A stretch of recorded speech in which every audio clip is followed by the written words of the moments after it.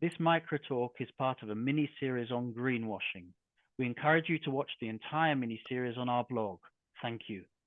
So the important question of how to navigate greenwashing risks arises.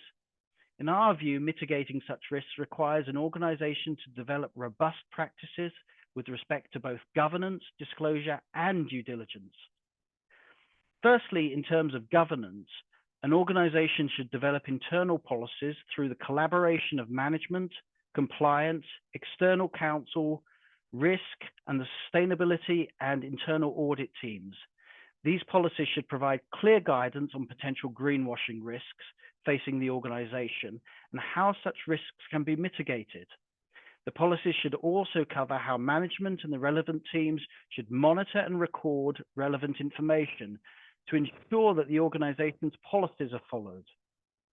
Secondly, in terms of the company's disclosures, these should be clear and accurate, with the use of any sustainable labels being credible and verifiable based on robust and, if possible, science-based evidence.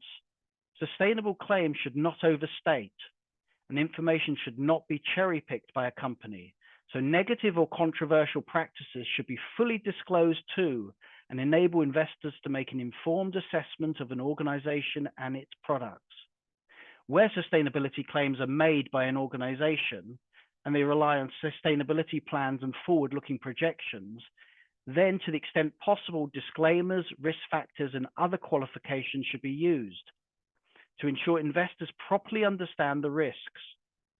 Lastly, it's useful for sustainable claims to be externally assessed by third-party consultants and legal and audit teams where possible. Lastly, on the due diligence front, organizations should regularly review their sustainability claims to ensure the claims remain justifiable and based on factual evidence, particularly as the regulatory landscape and market standards change.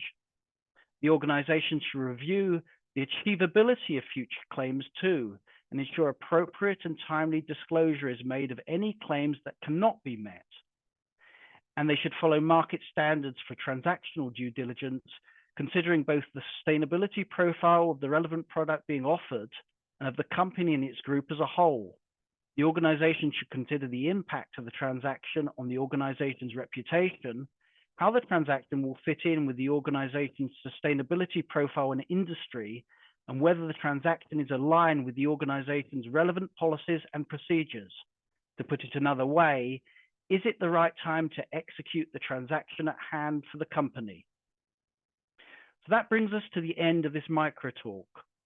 I would like to thank you for joining me, and if you would like to know more, there is a lot more detail on our free writings and perspectives blog, as well as on our Eye on ESG blog. All the very best, and please stay tuned for the next Mayor Brown micro talk. Thank you.